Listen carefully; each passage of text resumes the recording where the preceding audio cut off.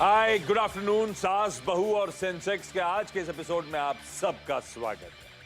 आज अगले आधे घंटे हमारी मदद करने के लिए स्क्रीन्स पे आपको नजर आएंगे manasjaiswal.com के लखनऊ से जुड़ रहे हैं मानस जायसवाल। मानस, हाय, गुड आफ्टरनून। बहुत तगड़ा मोमेंटम ध्यान मानस, से लाल टाई सोच के पहनी थी क्या कि भड़काएंगे बुल को? ऐसा था क्या? Good afternoon Ashish ji. तो बिल्कुल भी नहीं ऐसा, रैंडमली मैंने चूज कर लिया, लेकिन ऐसा कोई रीजन नहीं था कि कोई कोई किसी इरादे से मैंने पहनी, ऐसा नहीं था। बुल तो भड़क गया है भाई, और भड़क इतना सॉलिड गया है कि सुबह सारे क्यूज खराब। यूएस में मिला जुला फ्राइडे का सेशन, आज सुबह के यूएस फ्यूचर्स 1/3 से आधे % दबाव में। एशिया पूरा 1.5, अरे बाप रे, पहुंचने वाले हैं 1.5 पॉइंट दूर, महज 1.5 अंक दूर हैं 18,604 के उस जादुई आंकड़े से। अब तक के रिकॉर्ड उच्चतम स्तर जो निफ्टी ने 2021 पिछले साल 19 अक्टूबर को छुए थे, हम बेहद उसके करीब। और शायद किसी भी पल इसी शो में, वैसे सुमित भी पूरे टाइम इंतजार करके चलेगा, पर मुझे लगता है इस शो में हम लोग all time high 604.3 all time high Nifty का इस समय। और एक काम करते हैं आशीष, जरा ये जर्नी लेकर आते हैं निफ्टी की। 18,604.3 निफ्टी का ऑल टाइम का हाई। ये एक ज़बरदस्त मूव इस समय मार्केट में आता हुआ। और देखिए, हमने टी शर्ट पहनी है, जरा वो भी दिखा देते हैं दर्शकों को कि हम सेलिब्रेट कर रहे हैं ऑल टाइम हाई। तो एक fresh all time high Nifty ने लगाया है। याद रखिएगा, अक्टूबर 2021 इसमें ऑल टाइम हाई लगा था। उसके बाद मार्केट ने क्या क्या झेला। मार्केट ने कोविड की मार झेली, मार्केट ने उसके बाद रिसेशन फियर झेले, मार्केट ने उसके बाद यूएस की हम नीलेश शाह जी को संपर्क करने की कोशिश कर रहे हैं, एक बार वो आते हैं तो उनसे बात करते हैं। मार्केट ने वो देखा कि जो कोविड का प्रेशर आया, जो रेट हाइक्स का प्रेशर आया, इन्फ्लेशन का रिस्क, रिसेशन का रिस्क, सब कुछ देखा मार्केट ने। एफआईएस की सेलिंग देखी मार्केट ने। लेकिन उसके बाद भी आप देखिए किस तरीके का इसमें यहाँ पर एक ज़बरदस्त मूव आता हुआ, और एक फ्रेश निफ्टी में एक ऑल टाइम हाई यहाँ पर लगता हुआ। आप थोड़ी देर में सुमित के पास जाएंगे और देखेंगे कि किन किन स्टॉक्स ने इस ऑल टाइम हाई में मार्केट की कंट्रीब्यूट किया है। लेकिन अभी के लिए काम करते हैं, अगर नीलेश शाह जी रेडी हो तो या अच्छा, चलिए हमारे साथ नीलेश भाई, गुड आफ्टरनून।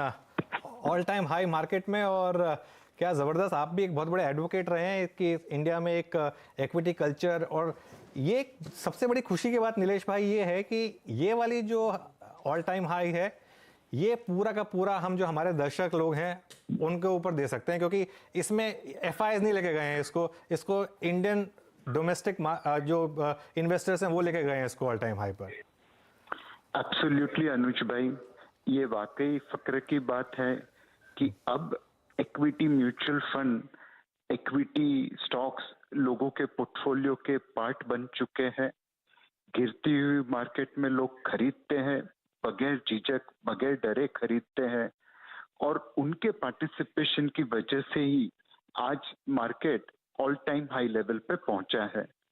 इनफैक्ट आज एक लग्जरी गाड़ी की कंपनी ने भी कहा कि लोग एसआईपी में निवेश कर रहे हैं, इसलिए शायद गाड़ियां कम बिक रही है। बट मैं ये कहना चाहूंगा कि लोगों ने एसआईपी की है, तभी इसलिए अब गाड़ियां बिक रही है। हाँ, तो ये तो नीलेश भाई, कई लोग पूछ रहे हैं कि अब ऑल टाइम हाई के बाद क्या, क्योंकि एक जैसे कहते हैं ना कि the best time to start SIP was 10 साल पहले, और अगर आपने 10 साल पहले नहीं किया तो आज। तो खैर, अब इस समय आपकी क्या एडवाइस होगी जो, और इस बार की बुल मार्केट में लोगों ने पैसा बनाया है नीलेश भाई, मतलब क्योंकि वो लोअर लेवल पे काफ़ी लिया है, एसआईपी से एक डिसिप्लिन के थ्रू उन्होंने लिया है। तो अब ऑल टाइम हाई पर आपकी क्या एडवाइस होगी? सितारों से आगे जहां और भी है अनुज भाई, बट इक्विटी मार्केट में उतार चढ़ाव पूनम और अमास की तरह आते रहेंगे। इस समय रिटेल निवेशक को उसी मैच्योरिटी से काम करना चाहिए जैसे उन्होंने मार्च 2020 से किया है। अगर मार्केट की वैल्यूएशन कम हो तो आप ज्यादा निवेश करिए, मार्केट की वैल्यूएशन महंगी हो तो थोड़ा कम निवेश करिए। ये जो असेट एलोकेशन प्रिंसिपल निवेशक दिखा रहे हैं वो बहुत ही बढ़िया है। म्यूचुअल फंड फ्लोज में मैं देख रहा हूँ अनुज भाई गिरती हुई मार्केट में SIP प्लस सब्सक्रिप्शन आता है, और अगर मार्केट थोड़ी ज्यादा तेजी से चढ़ जाए, बढ़ जाए, तो SIP माइनस रिडम्पशन फ्लो आता है। ये जो मैच्योरिटी है एसेट एलोकेशन के प्रति निवेशकों की, वो हर निवेशक ने अपने पोर्टफोलियो में अपनानी चाहिए। यहाँ से अब आप जब निवेश करिए तो लॉन्ग टर्म के लिए निवेश करिए। ये मत सोच के निवेश करिए कि आज मार्केट हाई है तो कल भी ऑल टाइम हाई पे ही क्लोज होगा। मार्केट में उतार चढ़ाव तो आते ही रहेंगे। ठीक है। अच्छा, आशीष जी भी मेरे साथ बैठे हैं, ऑब्वियसली इन्होंने भी न्यू हाई की टी शर्ट ले ली है, और एक्चुअली हर्षदा अगर लेफ्ट आउट फील कर रही हैं तो वो भी आ सकती हैं। उन्होंने उनकी भी टी शर्ट रेडी है, तो अगर वो हर्षदा बाहर ऊपर सुन रही है और उनका मन है ज्वाइन करने का तो वो भी ज्वाइन कर सकती हैं। आशीष, आपको सवाल लेना चाहिए? नाम का बिल फटा हुआ है तो भाई इस्तेमाल कर लो आके सब लोग स्टूडियोज पे। Nifty life time highs enjoy करिए। गजब का मूव भारतीय बाजार में, और उस समय जब वो दरों में बढ़ोतरी, उस समय जब इन्फ्लेशन को लेकर, रिसेशन को लेकर तमाम कंसर्न्स हाईलाइट होते हुए, लेकिन क्या ब्यूटीफुल जर्नी रही है भारतीय बाजारों की। हमने प्रीवियस हाईज को ब्रीच करा। कुछ दिन पहले हम लोग प्लेटफॉर्म पे चर्चा कर रहे थे कैसे हमारे पीयर मार्केट्स 20-20, 30 साल के लोस पे खड़े हुए हैं, और कैसा गजब का आउट परफॉर्मेंस। नीलेश सर, आपको भी ढेरों बधाइयां। इस पीक को हम लोग रिकॉन्कर करते हुए नजर आए। नीलेश सर, अब वो कई लोग कह रहे थे कि हमारे अलावा कोई ऑल्टरनेटिव है नहीं दुनिया में, और टीना फैक्टर प्ले हो रहा है हिंदुस्तान में। बहुत अच्छा मूव, बहुत अच्छा मोमेंटम, इसीलिए एंजॉय कर रहे हैं। नीलेश सर, अब यहां से अगर हम सब साइडलाइंस में, या तो रिटेल के साथ हुआ क्या था, हम लोग का पोर्टफोलियो उतना रिजॉइस कर नहीं पाया जितना लार्ज कैप्स ने मोमेंटम दिखाया। हम रिटेल के लिए अब क्या रणनीति होनी चाहिए नीलेश सर? और हम लोग अगर डायरेक्टली इक्विटीज में इन्वेस्ट करते हैं तो कोई स्पेसिफिक पॉकेट्स, कोई ऐसी जगह जहां पे ज्यादा बेहतर मोमेंटम, ज्यादा अच्छा आउट परफॉर्मेंस आप एंटिसिपेट कर रहे हो? आशीष भाई, ये टीना फैक्टर नहीं है, या ये बात जरूर है कि हम औरों के सामने बहुत अच्छे दिख रहे हैं अपने मैक्रो इकोनॉमिक फैक्टर्स के लिए, बट दुनिया में बहुत सारे देश हैं, कहीं ना कहीं निवेश की अपॉर्चुनिटी बढ़ती रहेगी, और इसीलिए हमें अपने मैक्रो इकोनॉमिक परिबलों को और सुदृढ़ करना होगा। आई थिंक इंडिया के पास ही मार्केट है, ये गुमान नहीं रखना चाहिए, बट हम अपनी मार्केट को, अपनी इकोनॉमी को इतना अच्छा बनाए कि लोग यहाँ पे लॉन्ग टर्म निवेश करने के लिए उत्सुक हो जाए, आतुर हो जाए, वैसा हमारा प्रयत्न होना चाहिए। इस वक्त मार्केट में लार्ज कैप ने मिड या स्मॉल कैप के सामने अच्छा परफॉर्मेंस दिया है।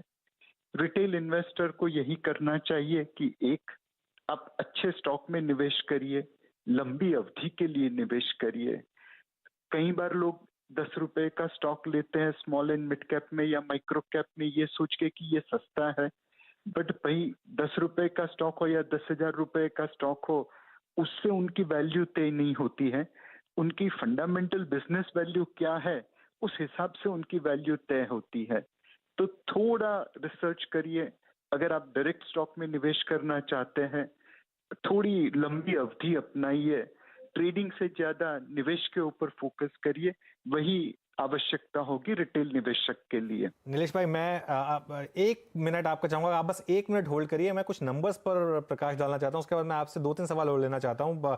जस्ट मेरे को 2 मिनट का टाइम दीजिए। सुमित के पास चलते हैं। 275 दिन लगे मार्केट को वापस ऑल टाइम हाई बनाने में। 275 मार्केट डे हो। ये देखिए, हमारे डायरेक्टर साहब ने बहुत ब्यूटीफुल ये एक्सप्लेन किया है, काफी मेहनत की है इस पर, काफी टाइम से प्रिपेयर कर रहे थे। ऊंचाई मूवी भी आई थी अभी, तो मार्केट एक ऊंचाइयों की तरफ जा रही है, ये सारे के सारे पहाड़ क्रॉस कर रही है। तो एक बार सुमित से जान लेते हैं किन किन स्टॉक्स का कंट्रीब्यूशन रहा है, फिर आते हैं नीलेश सर के पास वापस। सुमित बताइए। देखिए, पहले तो 275 सेशन, मतलब मैं टी शर्ट नहीं पहन पाया जल्दी में, तो 275 सेशन जो कि निफ्टी ने आज लिए हैं, लेकिन अभी भी मिड कैप स्मॉल कैप की तेजी उतनी नहीं है जितनी फ्रंट लाइन इंडेक्स की। तो पहले तो इंडेक्स को शानदार तेजी इंडेक्स में देखने को मिली। तो निफ्टी बैंक, सेंसेक्स तीनों रिकॉर्ड स्तरों पर ऑलरेडी कामकाज कर रहा है। 19 अक्टूबर के बाद आज ये लेवल अचीव होता हुआ दिखाई पड़ा है। मिड कैप स्मॉल कैप अभी थोड़ा सा पीछे है। मिड कैप इंडेक्स करीब 15%, माफ कीजिएगा 2% दूर है, और स्मॉल कैप करीब 15% दूर है उन लेवल्स पे जो कि उस समय पर होते थे। लेकिन एक तरफा और शानदार तेजी रही पीएसयू बैंक में, 50% के एग्जॉर्बिटेंट गेन। इसके अलावा ऑटो 11%, एफएमसीजी 10%, बैंक निफ्टी 9% के आसपास वहां से चल चुका है और मेटल भी करीब करीब 6% चला। थोड़ा सा लेगार्ड जरूर आईटी स्पेस रहा है, करीब करीब 18% का नेगेटिव रिटर्न वहां जरूर है, लेकिन फिर भी अभी भी लग रहा है कि आईटी के अंदर काफी स्टीम है, लोअर लेवल से आज पुल बैक भी है। रियल्टी, फार्मा, हेल्थ केयर, कुछ और ऐसे इंडेक्स हैं जो कि थोड़े से पिछड़े हुए जरूर दिखाई पड़ रहे हैं, लेकिन बाकी इंडिसेस के अंदर एक जोरदार तेजी है। थोड़ा लैगार्ड साइड पे जरूर आईटी और रियल्टी सोफार कामकाज कर रहा है, लेकिन बाकी इंडेक्स में majorly PSU banks, PSU basket की तरफ से एक बड़ा मूव आता दिखाई पड़ा। कुछ स्टॉक गेनर्स आएंगे आपकी स्क्रीन पे, इसमें अदानी इंटरप्राइजेस 150% निफ्टी के टॉप गेनर्स में है। आईटीसी एक सरप्राइज मूव, 40% का move. M&M 40%, ICICI all time high hit किए, 26% के आसपास की बढ़िया तेजी यहां बनते हुए दिखाई पड़ी। सन फार्मा, आइशर, एसबीआई एक नया सरप्राइज जहां पर बढ़िया तेजी नंबर्स के बाद ऑल टाइम हाई हिट हुए, और उसके अलावा कोल इंडिया और सिप्ला में भी एक अच्छी तेजी बनते हुए दिखाई पड़ी, लेकिन लार्जली अंडर परफॉर्मेंस आपको तमाम आईटी से दिखाई पड़ेगी, जिसमें Wipro, Divis, Tech Mahindra, BPCL, Tata Steel, कुछ ऐसे नाम जो कि करीब करीब डबल डिजिट में फॉल दिखा रहे हैं उन लेवल से लेकर अब तक। तो स्लाइटली अंडर परफॉर्मेंस फार्मा और आईटी की तरफ से, लेकिन largely out performers PSU banks, bank Nifty और साथ साथ हैवी वेट्स की तरफ से आते हुए दिखाई पड़ रही है। और रिलायंस जो कि आज एक बढ़िया तेजी दिखा रहा है, अगर वो कंट्रीब्यूट कर दे तो पता नहीं इंडेक्स कहां जाकर रुकेगा। ओके सुमित, शुक्रिया, बहुत अच्छे से आपने सब एक्सप्लेन किया। नीलेश भाई, आपने सुमित को सुना होगा, एक चीज एक पॉइंटिक है ये ना कि क्योंकि इस मार्केट को ऑल टाइम हाई पर डोमेस्टिक रिटेल इन्वेस्टर्स लेकर गए हैं, तो कंट्रीब्यूशन भी डोमेस्टिक स्टॉक्स का ही रहा है, और वो सारे के सारे बैंक्स हो गए, जैसे एसबीआई ने लीड किया है, कुछ हमने देखा है कि एक स्पेशली लास्ट पार्ट में ऑटोज ने पार्टिसिपेट किया है, कैपिटल गुड्स में हमने देखा लार्सन एंड ट्यूब्रो, आईटीसी में हमने देखा 40% का रिटर्न, और थोड़ा सा आईटी पीछे रहा है। तो ये भी एक तरीके से आप मानते हैं कि एक दिखा रहा है कि ये इंडियन इकोनॉमी में कॉन्फिडेंस है more than anything else? Definitely Anuj भाई, आज की तारीख में ग्लोबल इकोनॉमी में एक कोहराम छाया हुआ है, बड़ा तूफान है।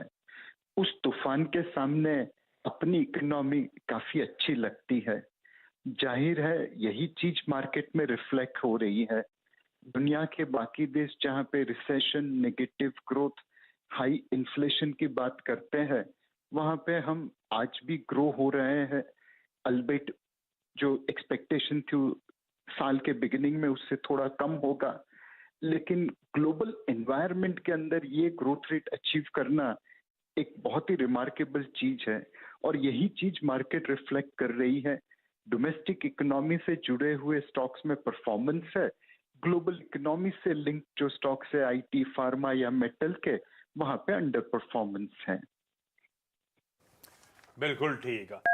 अच्छा नीलेश सर, ये अब इन लेवल्स के बाद अभी तक क्या हुआ, भारतीय बाजारों में घरेलू संस्थागत निवेशक, रिटेल का पैसा जा रहा था, ऑफ लेट एफआईएस की तरफ से एटलीस्ट वो सेलिंग प्रेशर काफी हद तक खत्म होता हुआ नजर आया। ये गोरों का पैसा जो आ रहा है वो लार्जली सिर्फ ईटीएफ मनी है जो मोमेंटम चेज कर रहा था क्या, और प्लस अब लग रहा है क्या कि कन्विक्शन लौटेगा गोरों का, एफआईएस का पैसा अब झोंका जाएगा एग्रेसिवली एज वी अप्रोच 2023? मेरे हिसाब से एक विदेशी निवेशक कश्मकश में है कि दूसरे देशों के सामने भारत महंगा दिखता है। हमारा हिस्टोरिकल एवरेज वैल्यूएशन प्रीमियम दूसरे देशों के समक्ष 40% के आसपास था, आज 90% के ऊपर है। बट उसके साथ साथ अगर वो ग्रोथ को देखे तो 5 साल के व्यू पॉइंट से अगर निवेश करना है तो भारत से अच्छा मार्केट शायद ही उसे और कोई मिलेगा। जो शॉर्ट टर्म विदेशी निवेशक है वो वैल्यूएशन के डर के मारे शायद निवेश नहीं करे, बट जो लॉन्ग टर्म विदेशी निवेशक है वो इस वैल्यूएशन के बावजूद 5 साल का व्यू लेके, 7 साल का व्यू लेके निवेश करना चालू करेंगे। तो ये कहना मुश्किल होगा कि क्या यहाँ से हर रोज हर महीने एफपीआई का निवेश पॉजिटिव रहेगा, but it will be easier to say कि लॉन्ग टर्म विदेशी निवेशक भारत में हर करेक्शन का फायदा उठाएंगे और उसी तरह निवेश करेंगे जैसे हमारे रिटेल इन्वेस्टर्स करते रहे हैं पिछले 2-2.5 सालों से। मिले नीलेश भाई, मुझे अभी तक याद है आपने भी एक बात बोली थी कि एग्जिट तो वो कर गए, री एंट्री काफी पेनफुल होगी, और अब वो री एंट्री पेनफुल करनी पड़ेगी। नीलेश भाई शुक्रिया, एंजॉय करिए इस ऑल टाइम हाई को, और आपसे फिर जुड़ेंगे। गौतम शाह भी जुड़ गए हमारे साथ, अजय श्रीवास्तव भी जुड़ गए हमारे साथ। बड़ा दिन है तो हम लगातार बड़े गेस्ट को जोड़ रहे हैं अब हमारे साथ। Gautam, good afternoon. ये देखिए, हम हमारे ग्राफिक्स अगर आप देख रहे हैं, बहुत ज़बरदस्त काम किया है हमारे टीम ने। ऑल टाइम हाई क्रॉस किया है और नई ऊंचाइयों पर बाजार। अब यहाँ से कहाँ? भी ट्रेजेक्टरी तो ऊपर ही है। आई थिंक अनुज, जिस तरह का एक साल हमारा बीता है, इतने नेगेटिव फैक्टर्स इंडिया ने और ग्लोब ने डिस्काउंट की है, तो मुझे लगता है कि जो एक साल का जो मोमेंट था, this is just a foundation to something bigger. तो 18,600 एक नंबर है। I think psychologically this will help a lot of market participants जो सिस्टम के बाहर थे, waiting for a correction, they will now come and join in. और जिस तरह से इंडियन इन्वेस्टर ने इस पूरे करेक्शन में पिछले एक साल में कॉन्फिडेंस दिखाया है, I think that is quite commendable. I think मैंने तो ये पिछले 20 साल में देखा नहीं है। तो यहाँ से भी as a technician I do believe की तेजी रहेगी, इन्वेस्टेड रहिए, बट इंडेक्स में हो सकता है कि इतनी बड़ी तेजी यहाँ से नहीं आए। ग्रेजुअली मार्केट चलेगा, हो सकता है 19,400 और 20,400 तक धीरे धीरे चला जाए। बट आई थिंक यहाँ से अगर आप बॉटम अप जाएं और स्टॉक्स और सेक्टर्स में थोड़ा फोकस करें, तो there is much more money to be made. तो गौतम, फिर किस पर फोकस कर रहे हैं आप इस समय? क्या बाय करना रेकमेंड करेंगे यहाँ पर? देखिए, काफी सेक्टर्स हैं जहां पर रिस्क रिवॉर्ड काफी अच्छी है। मैं जब कुछ आपके चैनल पे था लास्ट वीक, मैंने आईटी स्टॉक्स के बारे में कहा, तो मिड कैप आईटी एक ऐसा पॉकेट है जहां पर मुझे बड़ी तेजी लगती है। कुछ ज्यादा ही करेक्शन हो गया था, अच्छी फाउंडेशन बनी है 3-4 महीनों की, और यहाँ से मुझे लग रहा है कि कई जो मिड कैप आईटी है वो आपको 30 से 40% की रिटर्न दे सकती है। बैंक हमें भूलना नहीं होगा। आई थिंक बैंक में इतनी अच्छी लीडरशिप हमने देखी पिछले 2-3 महीनों में, और हमारा वर्किंग टारगेट बैंक निफ्टी का 46,500 है। तो अभी तो निफ्टी ने नया हाई मारा है। I think there is a very high probability that HDFC bank, जो एक पोस्टर बॉय स्टॉक है बैंक निफ्टी के लिए और निफ्टी के लिए, वो भी धीरे धीरे 1700-1750 की तरफ जा सकता है, और may be even a level of 2000। So bank, IT, capital goods, infrastructure और रियल एस्टेट और पीएसयू, ये जो 6 थीम जो मैंने अभी कहा, हमारे हिसाब से बेस्ट अपॉर्चुनिटीज अगले एक साल के लिए इनमें है। अब तो ये गौतम सर, हाय, आपको भी ढेरों बधाइयां नए रिकॉर्ड उच्चतम स्तरों की। आपने कहा इंडेक्स शायद थकता हुआ नजर आए, आउटसाइड ऑफ इंडेक्स अपॉर्चुनिटीज तलाशने की जरूरत। तो आप आए थे, मैं सोच रहा था एक नारा पूछ लेता आपसे, अब की बार 19,000 नहीं होगा कैसा? देखिए, 19,000 एक नंबर है, एक राउंड नंबर है। मैं तो ये 20 साल से करते आ रहा हूं, तो मैंने देखा कि राउंड नंबर से थोड़ा सा डर के रहना चाहिए। But I think opportunities market में अभी भी काफी अच्छी है। और अगर आप ब्रेथ के हिसाब से देखें, अगर आप NSE 500 को देखें, तो अभी भी only 50% of the stocks in the NSE 500 are trading above the 50-day moving average. मैंने तो ये सालों में नहीं देखा कि मार्केट लाइफ टाइम हाई पे है और स्टॉक्स में पार्टिसिपेशन नहीं है। और ये लास्ट 2-3 दिन में आपने देखा होगा कि स्मॉल कैप्स और मिड कैप्स में अब पार्टिसिपेशन अब चालू हुई है। तो बड़ी अपॉर्चुनिटी ब्रॉडर मार्केट्स में है अगले 6 महीनों में। और अगर निफ्टी एक रेंज में भी रह जाए, समझिए 19,400 और 18,000 के एक रेंज में रह जाए, और ब्रॉडर मार्केट में अगर स्ट्रेंथ दिखे, तो आई थिंक बड़ी अपॉर्चुनिटी वहां पर है। तो गौतम, एक इस लेवल पर एक ये डिसाइड करना भी जरूरी होता है कि क्या अवॉइड किया जाए। तो इस समय अवॉइड क्या करना है? अवॉइड उन स्टॉक्स को कीजिए जो पिछले 1-1.5 साल में काफी चल चुके हैं। तो आई थिंक हमने ये देखा है कि market has gone into risk on mode. तो एफएमसीजी अब अवॉइड कीजिए। एफएमसीजी में ज्यादा कुछ बड़ी तेजी लगती नहीं है, तो वो सारे स्टॉक्स वीक रहेंगे। फार्मा में हो सकता है कि इतनी बड़ी तेजी यहाँ पर नहीं मिले। ऑटो में भी आई थिंक थोड़ा सा ओवरडन हो गया है। Selective stocks apart from may be Maruti and Tata Motors, auto में भी इतनी बड़ी तेजी नहीं लगती है। तो ये 3 सेक्टर्स को अगर आप अवॉइड करते हो और बाकी के जो 6 सेक्टर्स जो मैंने कहा उसमें अगर आप फोकस करेंगे, तो आपकी ज्यादा अच्छी रिटर्न बनेगी। बिल्कुल ठीक। तो ये वो रिस्क ऑन मोड पे आते हुए भारतीय बाजार, तो ये एफएमसीजी, कोई फार्मास्यूटिकल्स, इवन ऑटो, इन पॉकेट्स से थोड़ा सा अब दूर रहने की जरूरत, लेकिन मोमेंटम चेज करना है। जो specific pocket Gautam sir highlight कर रहे हैं उनके थ्रू, तो इंडेक्स के बियॉन्ड। और ये बात सही है, हम सबको फील नहीं आ रहा था हम लोग के पोर्टफोलियो को देखते हुए गौतम सर की वो, क्योंकि हमारे पोर्टफोलियो में उस तरह का मोमेंटम नहीं था जितना वो इंडेक्स रोज रोज हम लोग चैनल पे दिखाते थे, वो इंडेक्स का मोमेंटम। आप कह रहे हो mid cap small caps catch up करते हुए नजर आएंगे। कभी कभी आप मूड में रहते हो तो कुछ बढ़िया स्टॉक्स बता के जाते हो गौतम सर। आज तो अच्छा मूड है, अच्छा दिन है, रिकॉर्ड हाइस पे खड़े हैं हम। देखिए, मुझे लग रहा है कि इंफ्रा एक बहुत बड़ा थीम होने वाला है, और इंफ्रा के काफी जो छोटे शेयर है वो अगले 1 साल में अच्छा कर सकते हैं। तो जैसे उसमें नाम है, आप समझ लीजिए एनसीसी का।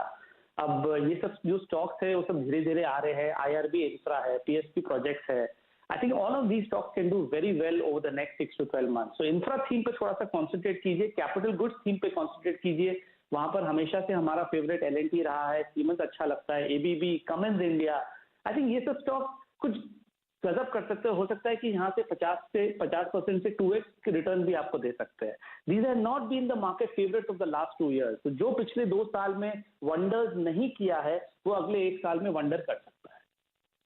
ओके चलिए एक काम करते हैं, एक बार जरा आप मार्केट पर नज़र रख लेते हैं। 18,587.1 और देखिए आशीष ये हमेशा होता है, एक एल्गो ट्रेड होती है, जैसे ही मार्केट ऑल टाइम हाई आता है लोग प्रॉफिट बुक करते हैं, उसमें कोई दिक्कत की बात नहीं है। लेकिन एक बहुत चीज़ क्लियर है कि मार्केट अब ऑल टाइम हाई के ऊपर ट्रेड करने को तैयार है। और आज का कंट्रीब्यूशन देखिए आप, रिलायंस ने क्या ज़बरदस्त मूव दिखाया है। आज सुबह खुलते ही लग गया था कि रिलायंस कुछ मूड में है आज, और एकदम एक जैसे कहते हैं ना विराट कोहली वाली पारी खेलने के लिए तैयार है वो। तो वो एकदम ज़बरदस्त 64 पॉइंट का कंट्रीब्यूशन इस समय रिलायंस की तरफ से आ रहा है निफ्टी के ऊपर, और बाकी 15 पॉइंट आईसीआईसीआई बैंक, 7 पॉइंट ये इन्फोसिस, एक्सिस बैंक भी कंट्रीब्यूट कर रहा है। ये सब स्टॉक्स धीरे धीरे थोड़ा सा कंट्रीब्यूट कर रहे हैं। पर चलिए गौतम जी शुक्रिया आपका जुड़ने के लिए। अजय श्रीवास्तव भी जुड़ गए हैं अब हमारे साथ। Ajay good afternoon. All time high, और उस समय पर जब बाकी मार्केट्स अपनी ऑल टाइम हाई से बहुत दूर हैं, और उस समय पर जब एफआईएस ने कोई मार्केट में बहुत ज़्यादा पैसा नहीं डाला। ये आज सुबह आपने देखा होगा एक अखबार की एक क्लिप वो बहुत वायरल हो रही है कि मर्सिडीज़ के वो सेल्स हेड कह रहे हैं कि लोग एसआईपीज कर रहे हैं, इसके लिए मर्सिडीज़ नहीं बिक रही हैं लेकिन स्टॉक्स बिक रहे हैं। तो आपका क्या व्यू होगा?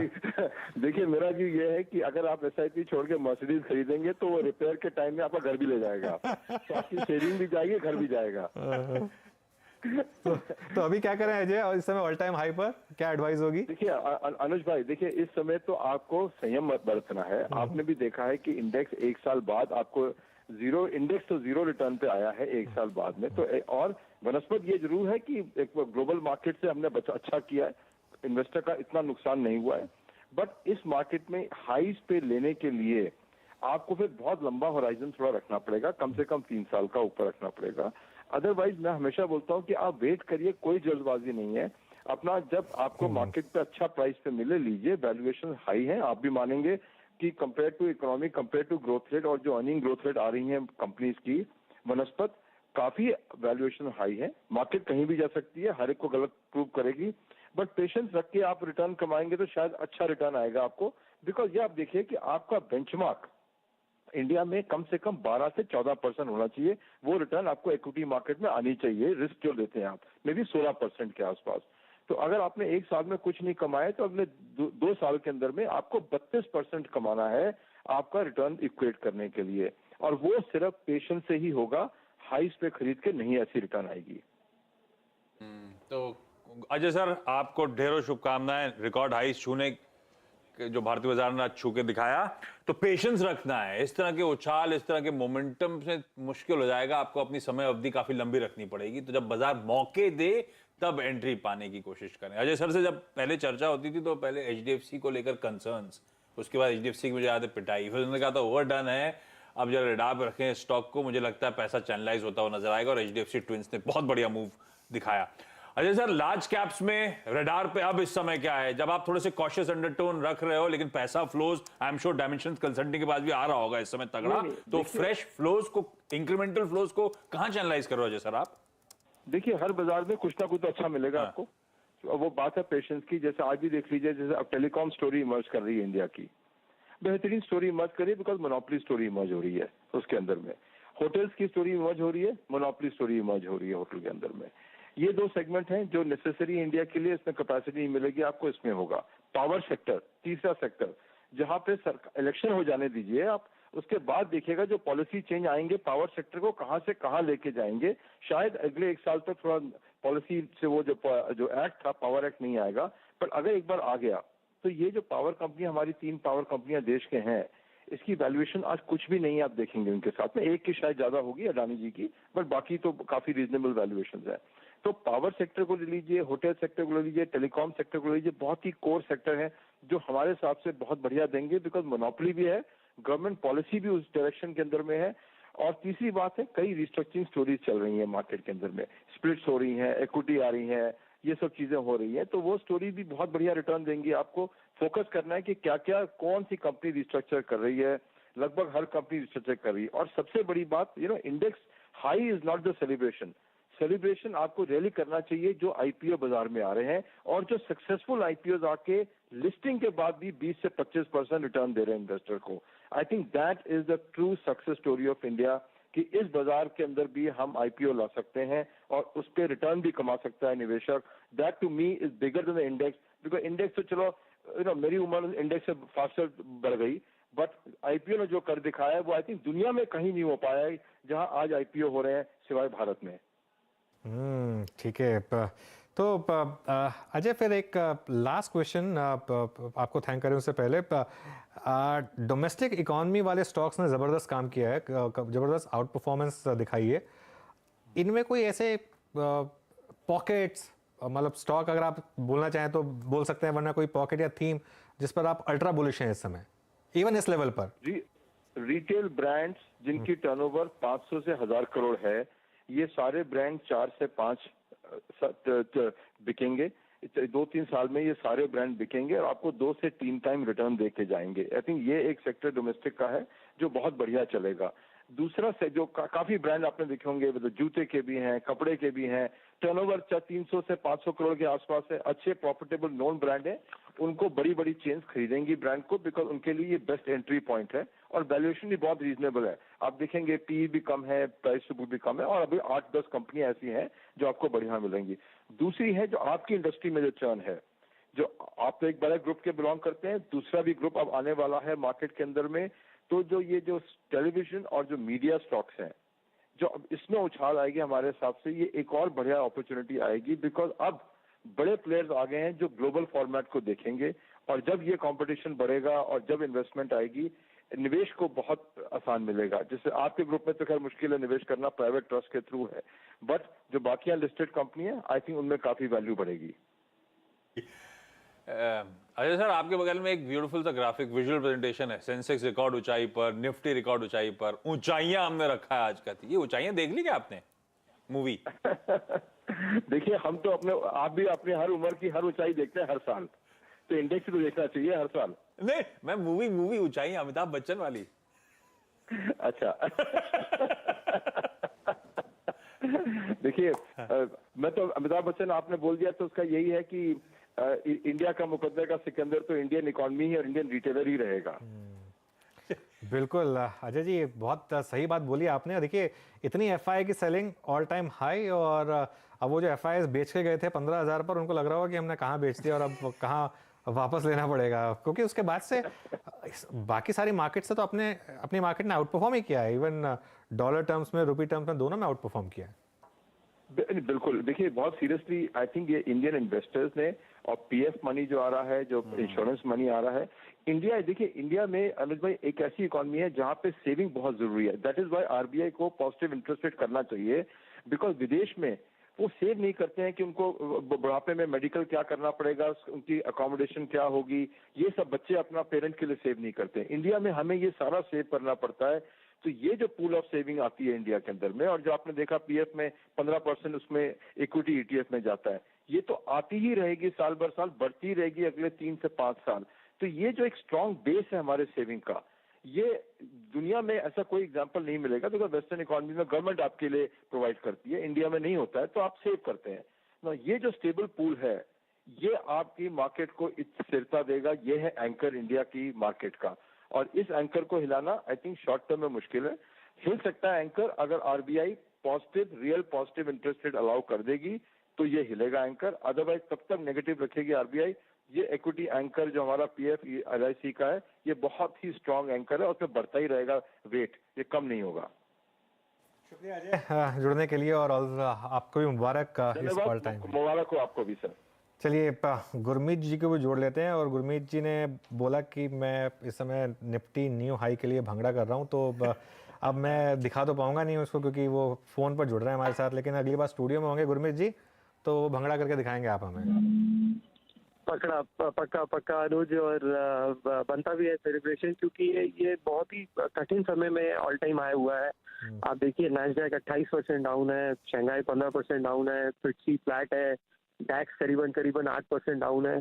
और खाली मार्केट आउट परफॉर्म नहीं कर रहा है. इंडिया ने जिस तरीके से इन्फ्लेशन को मैनेज किया है, जिस तरीके है तो पीएलआई वगैरह के थ्रू, और जिस तरीके से हमारा इकोनॉमी रेजिलिएंट है, वो कुछ हद तक वो मार्केट में भी रिफ्लेक्ट कर रहा है.